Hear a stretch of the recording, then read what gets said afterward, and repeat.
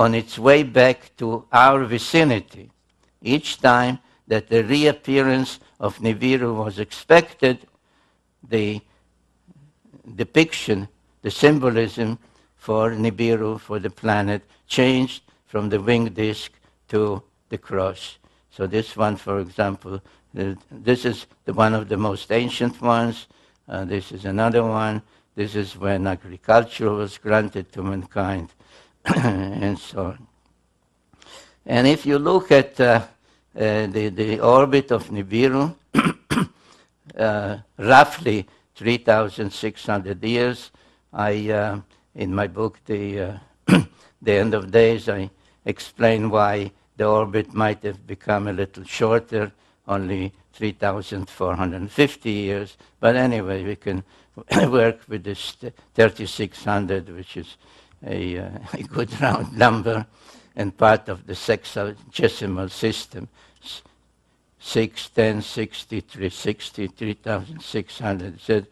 So from the time that Nibiru was in our vicinity, making the great round around the sun, which is called the perigee, the point closest to the sun, he goes out, slows down, reaches this point, the apogee, and then starts on its way back.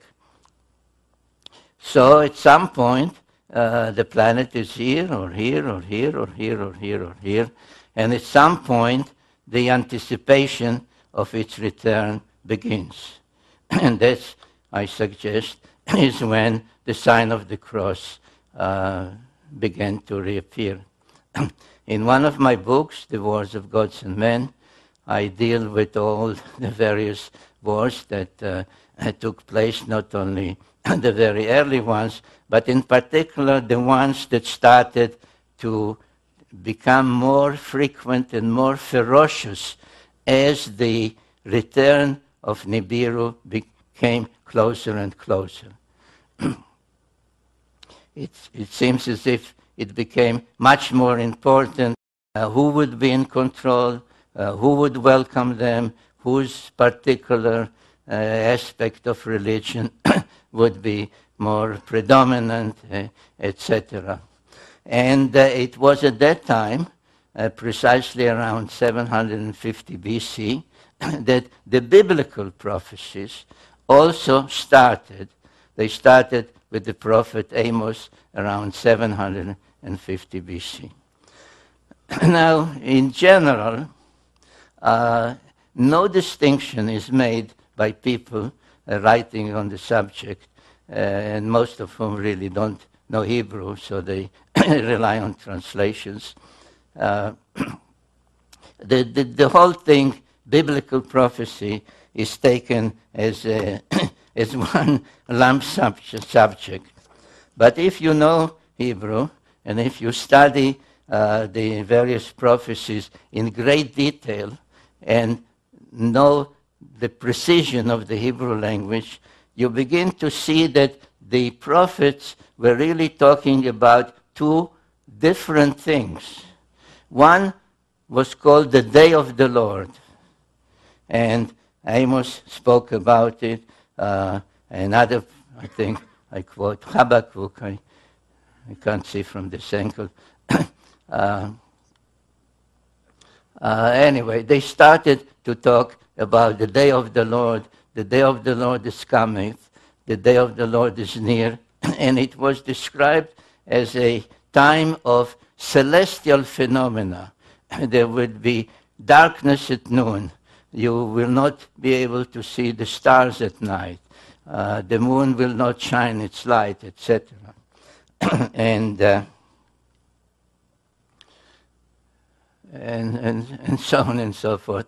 I don't know if it's easy for you. I had about 30 slides with all these biblical quotations, but I realized that it was very difficult, even for the audience, to read them. So, at the same time, similar prophecies, known as Akkadian prophecies, Assyrian prophecies, Babylonian prophecies, began to also talk about the return, the the celestial Lord would come from the south, would be first seen in this constellation and so on. And I drew some of these charts to show you and show how you can relate some of the text to the progress of Nibiru coming back to Earth's vicinity. This is another sketch that really renders as a sketch literal wording, saying you first can see it from there, then you can see it here, and so on and so forth, as the planet returns. There were even discoveries of astronomical records. These are called astrolabes because they depict the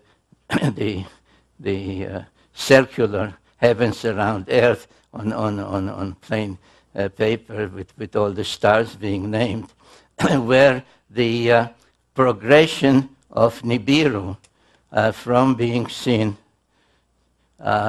in this part of the heavens to being seen in this part of the heavens at its apogee, its perigee, is actually recorded as having been witnessed and seen by Assyrian and Babylonian astronomers.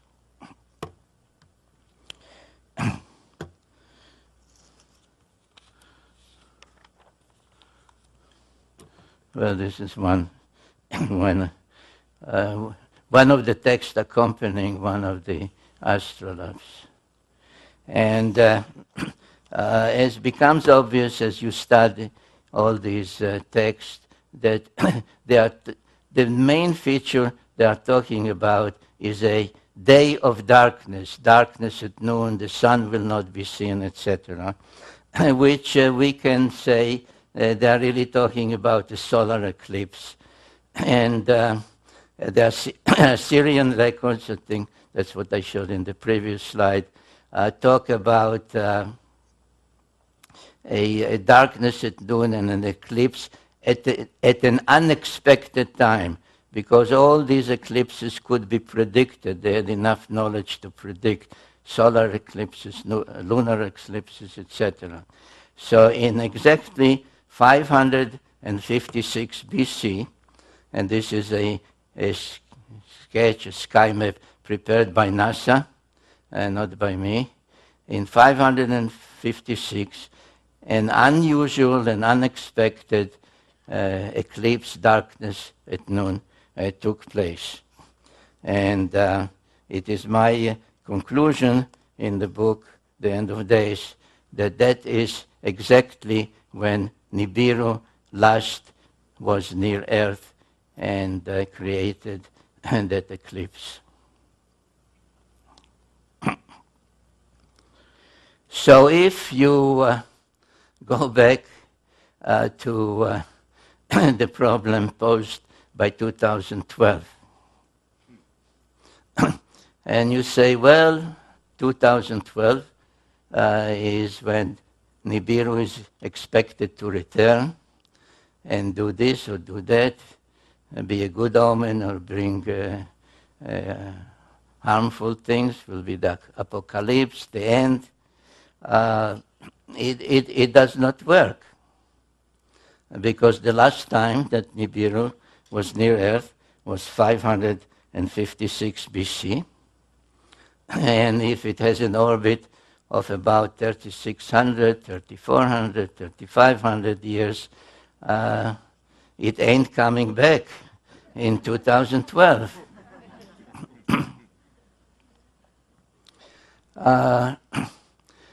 So what might happen, if not in 2012, in some other time, in our lifetimes perhaps?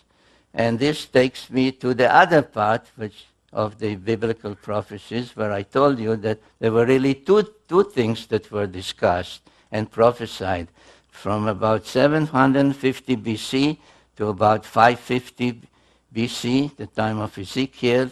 They spoke about the day of the Lord, the celestial Lord. It's coming, it's nearing, it's coming from the south, it will darken the skies, etc., etc.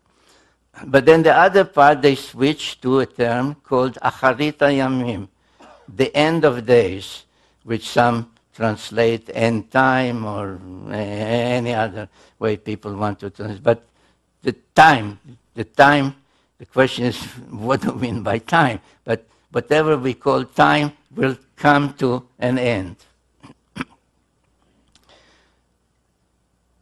And we have to remember, and this is the purpose of this slide to show you, that the Anunnaki were coming and going between their planet and the Earth, not necessarily when Nibiru was closest to Earth. As a matter of fact, they could not do that, because it is at this point that the planet, their planet, that slows down here, gains speed, and moves fastest around the sun. So the only way they could come here was if they left their planet ahead of time and speeded ahead of the planet and were here and then rejoined their planet, or when the planet was starting on the way back to slow down, then they would, as if literally, fall back towards the sun and come to our vicinity. So there were all kinds of ways, and there are tales. There are tales about this god, this goddess. There is a tale about a king called the Tana who was taken to heaven. He was afraid to continue the trip when he started to see the earth become smaller and smaller. There was one of the sons of Enki by an earthling woman called Adapa, who was taken for a visit with Anu in heaven, taken and brought back. So he did not stay 3,600 years on Nibiru. So comings and goings are possible even when Nibiru is not precisely at its closest to us.